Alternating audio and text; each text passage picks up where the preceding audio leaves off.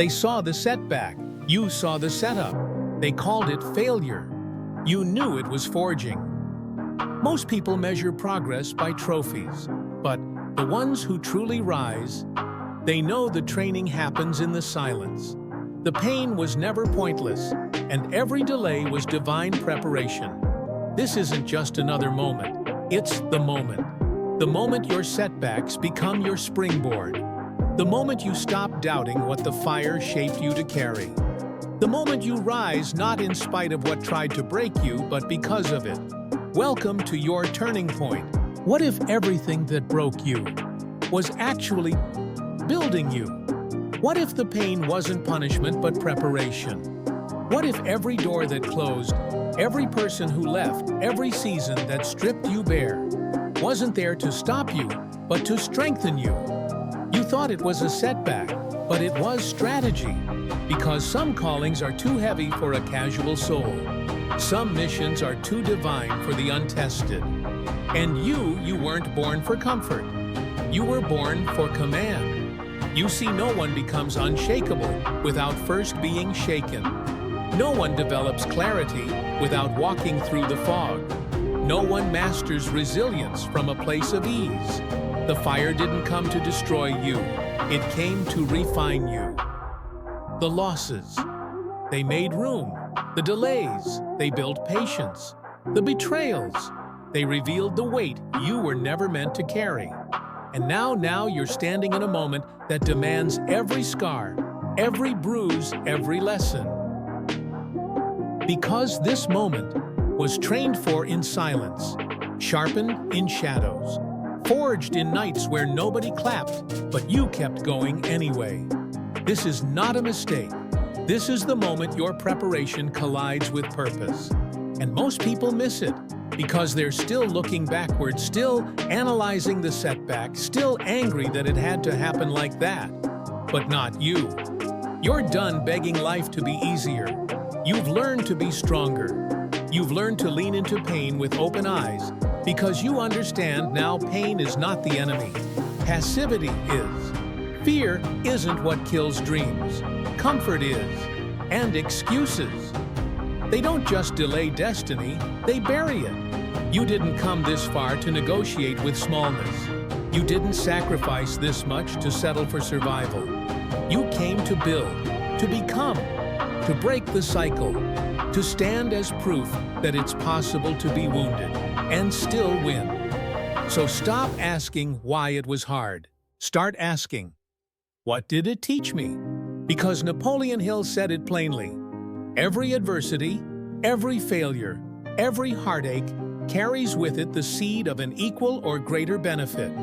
But most never find the seed because they never stay in the soil long enough to grow from it. You stayed, and now you rise with vision, with clarity, with a mind no longer cluttered by distractions that once used to own your time, your peace, your focus. Because once you realize every setback was training you, stop resenting the pain. You start using it. You don't ask for lighter loads. You ask for stronger shoulders. You don't seek escape. You seek elevation. You don't avoid the storm. You walk into it with discipline in your spine and a decision in your chest that says, "This will not break me. It will build me." Let others wait for perfect conditions.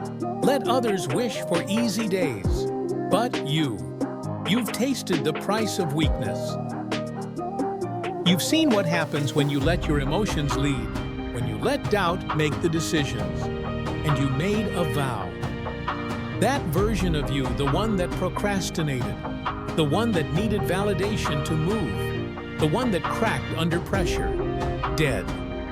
You buried them in the same place you buried your excuses.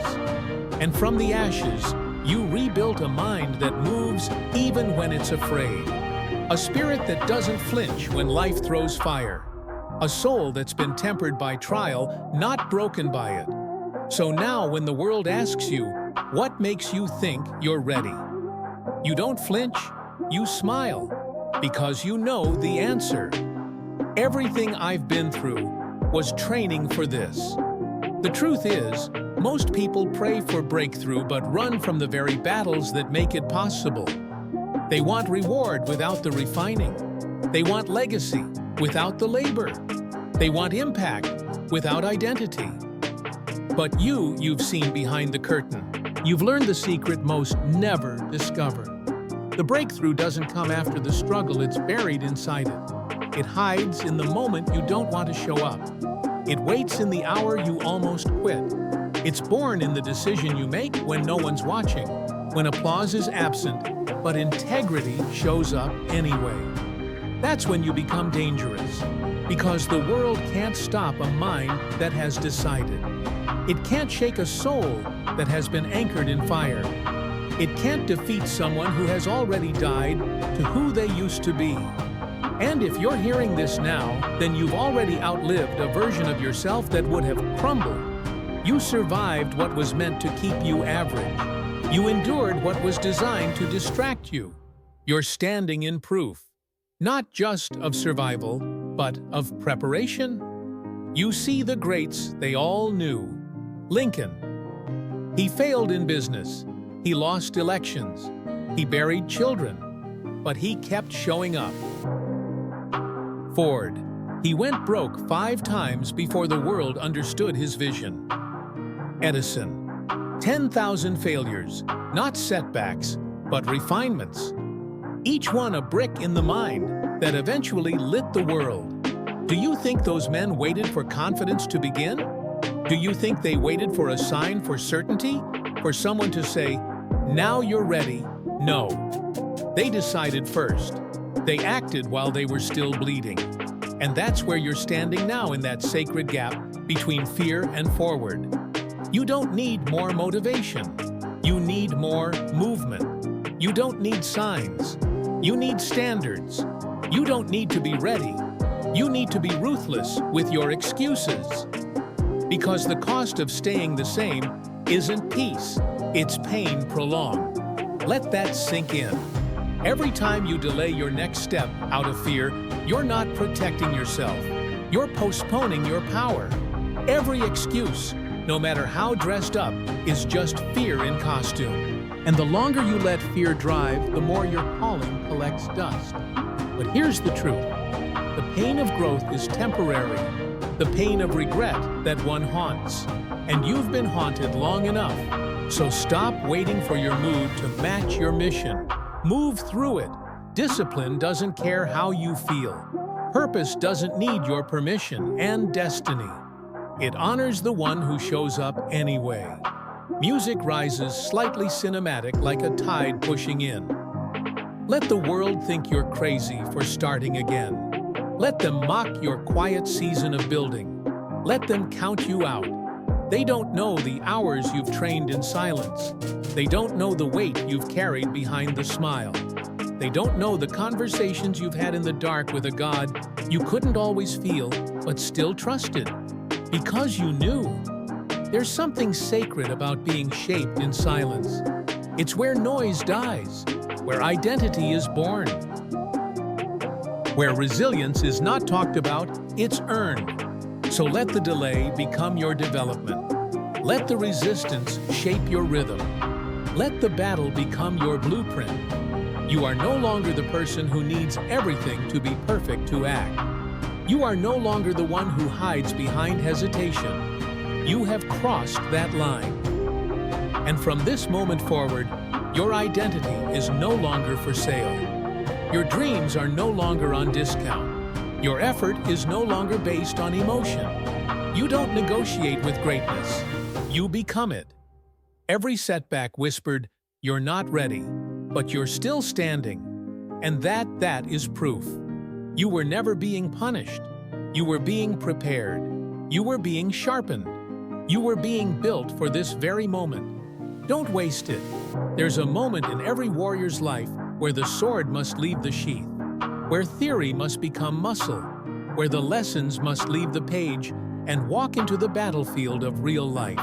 That moment is now. Because knowing isn't enough.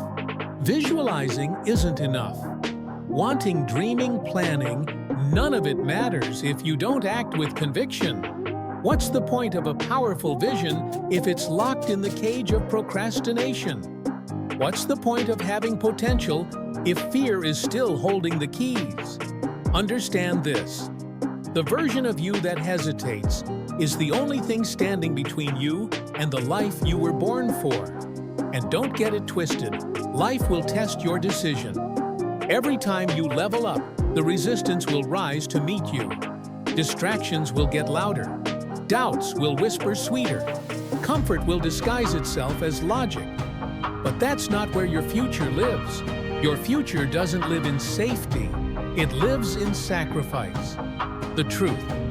You will never have the life you want without first killing the habits that are protecting the life you're supposed to outgrow. You want to be unshakable. Let go of the need to be understood. Let go of the fear of being judged. Let go of the illusion that the world owes you clarity before you commit. The world doesn't respond to indecision. It waits for the man or woman who plants their feet, draws the line, and says, "I burn the bridges behind me." There is no retreat. There is only forward. You want to know why you were delayed? Because your character wasn't yet strong enough to carry your calling. Because you were still people-pleasing, still playing small, still looking for permission to pursue what was already yours. The universe, it doesn't reward the gifted. It rewards the grounded. The ones who rise early when the excuses scream. The ones who take responsibility instead of blame. The ones who endure the season of being misunderstood because they'd rather walk alone with integrity than sit comfortably in a crowd going nowhere. That's who you are becoming. Every time you show up when it's inconvenient, you're training. Every time you say no to comfort and yes to your higher standard, you're training. Every time you choose your calling over your craving, you're training. Every choice you make is a chisel, and your identity is the sculpture. But don't expect applause. This isn't for validation. This is for alignment. Because legacy isn't written in the spotlight. It's built in the shadows. It's forged when you do the hard thing, the boring thing, the right thing, when nobody's watching. You want to rise, then build your habits like your life depends on it. Because it does. Discipline isn't just about doing more. It's about becoming more. It's the system that separates the repeaters from the revolutionaries, the ones who dabble from the ones who dominate. And you know what happens when you finally get tired of dabbling? You draw a line. You stop chasing motivation and start building momentum. You stop saying one day and start declaring day one. You stop asking the world to go easy on you, and you demand more from yourself. Think about it. What if every delay you hated was God protecting you from building on a weak foundation? What if every no was divine timing in disguise? What if the silence you feared was space for your identity to grow into something unstoppable? Look around. This isn't your ending.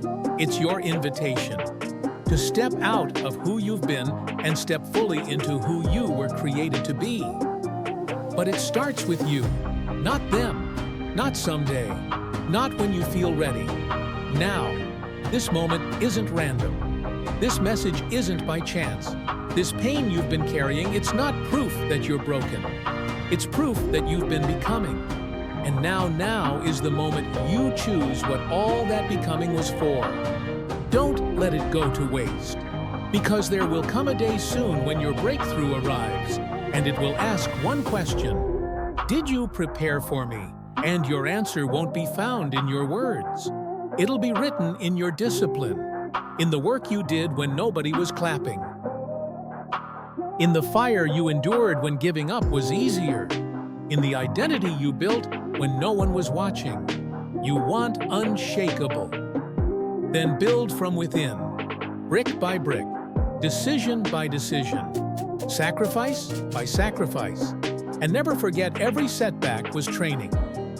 For this moment, don't let it pass you by. There comes a point where you stop explaining your vision and start embodying it, where you stop begging for support and start becoming the evidence. You want transformation. You want to rise, then you must understand the truth that most avoid.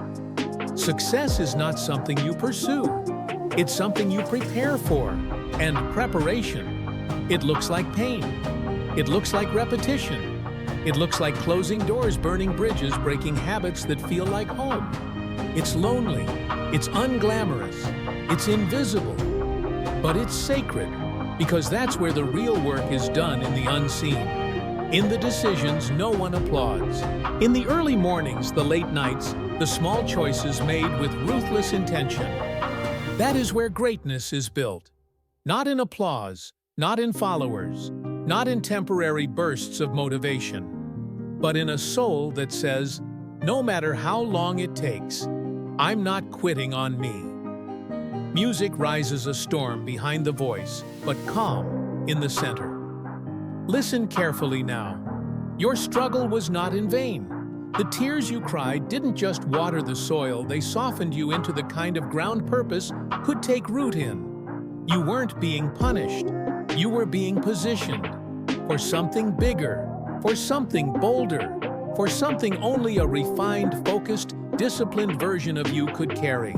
This is why it was hard, because you weren't just being prepared to succeed. You were being prepared to sustain success, to carry the weight of your calling without collapsing under the pressure of popularity or ego or doubt. So understand this: when the enemy couldn't destroy you, he tried to distract you. He tried to convince you that your delay was denial, that your failure was final, that your pain was punishment. But you stayed in the fire long enough to realize this wasn't the end. It was evolution. So what now? Now you rise fully, finally, not waiting on clarity, not begging for certainty, not holding on to who you were before the storm. You rise with scars that turned into strategy, with pain that turned into power, with a story that once silenced you now becoming your greatest weapon. The delay made you dangerous. The waiting made you wise. The setbacks made you sharp. You don't need the world's permission anymore. You've already earned your place through persistence, patience, and pressure. So take the step, make the call, build the thing, speak the truth, stand tall even if your voice shakes. Because destiny doesn't come to those who wait for comfort. It comes to those who move while still bleeding, while still healing, while still becoming. You've spent enough time looking at the mountain. It's time to climb. And every step, every hard, lonely, disciplined, defiant step will echo this truth. This moment was mine, and I was built for it. So when the fear creeps in again, when the doubt resurfaces, when the noise tries to pull you back into old habits, you'll have one answer. Not today, not this time. I've trained too long.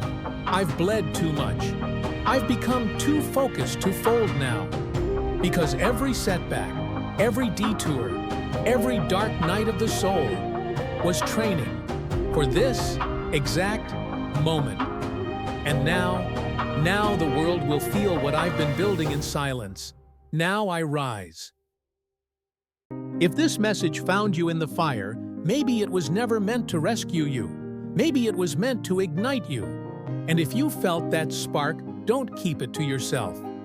Share this with someone still questioning their comeback. Like it if it reminded you who you are. Comment below and claim your moment, because the world needs more voices rising from the ashes.